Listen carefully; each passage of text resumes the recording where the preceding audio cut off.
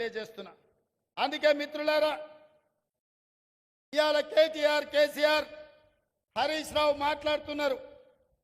కాంగ్రెస్ వచ్చింది, ఇవాళ పేదలకు కష్టాలు వచ్చినాయి. నేను చెప్పదలుచుకున్నా, పేదలకు ఎవరికి కష్టాలు రాలే, మీ కుటుంబానికి కష్టాలు వచ్చినాయి. ఆ కష్టాలను కప్పిపుచ్చుకోవడానికి పేదల మీద నెట్టే ప్రయత్నం చేస్తున్నాడు. మన అసెంబ్లీలో మాట్లాడుతూ నేను కొన్ని ప్రశ్నలు అడిగి ప్రతిపక్ష నాయకుడు రావాలి అని సూచన చేస్తే కేటీఆర్ అన్నాడు, ఆయన రాడు, మేమే వస్తాం, బావా బామార్దులమే సమాధానం చెప్తామని. టీవీలో చూసినట్టున్నాడు. 24 తారీఖు నాడు కేటీఆర్ మాట్లాడింది. 25 తారీఖు నాడు పొద్దున్నే 12 గంటలకు అసెంబ్లీ ఉంటే 11:30కి వచ్చి కూర్చున్నాడు కేసీఆర్. వీడు తిక్కలోడు, అసలే తిరణాలకు పోతే ఎక్కడానికి దిగడానికి సరిపోయింది అన్నట్లా వీడు ఏం చేసి వస్తాడో, వీడికి చేతికిస్తే ఇది ఎక్కడ పోతా అని వచ్చి పొద్దున్నే అసెంబ్లీలో కూర్చున్నాడు. అంటే కొడుకేమో రాడంటాడు, తండ్రి ఏమో పొద్దున్నే వచ్చి కూర్చుంటాడు. అంటే ఇవాళ వాళ్ళ మధ్యలో సమన్వయం లేదు. అధికారం కోల్పోయిన బాధ కొట్టొచ్చినట్టు కనిపిస్తుంది.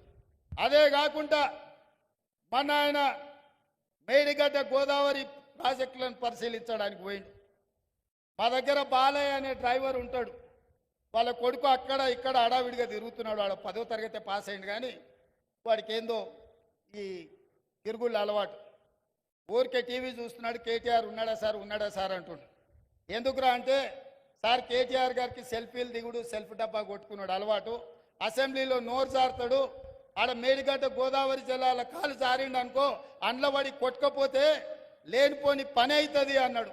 మరి ఏం చేయాలంటే ఇది కూడా కష్టమే సార్. ఆయన నీళ్ళలో కొట్టుకపోతేనే కుటుంబానికి విషాదం, బయటికి తీస్తేనేమో ఇది రాష్ట్రం మొత్తానికి విషాదం అవుతుంది. ఎందుకంటే ఈ తెలంగాణను తెగ నమ్ముకుంటారు వాళ్ళ కుటుంబం అని.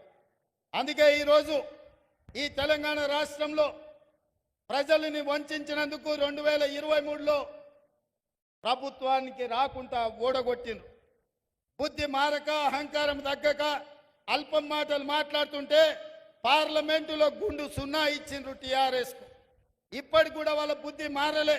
ప్రభుత్వం చేస్తున్న సంక్షేమ కార్యక్రమాలకు, ప్రభుత్వం తీసుకుంటున్న నిర్ణయాలకు సంపూర్ణంగా సహకరించి ప్రతిపక్ష పాత్ర పోషించి ఈ ప్రభుత్వానికి సూచనలు ఇస్తే కనీసం పంచాయతీ ఎన్నికల్లో ఏమన్నా వస్తుండే. కానీ ఇప్పుడు పంచాయతీ ఎన్నికలలో కూడా వాళ్ళకు వచ్చే అవకాశం లేదు. ఇక్కడున్న వేదిక మీద ఉన్న మా నాయకులకు నేను ఒక మాట చెప్పదలుచుకున్నా. ఇక్కడున్న మా కార్యకర్తలకు అసెంబ్లీ ఎన్నికలు అయిపోయినాయి, పార్లమెంట్ ఎన్నికలు అయిపోయినాయి.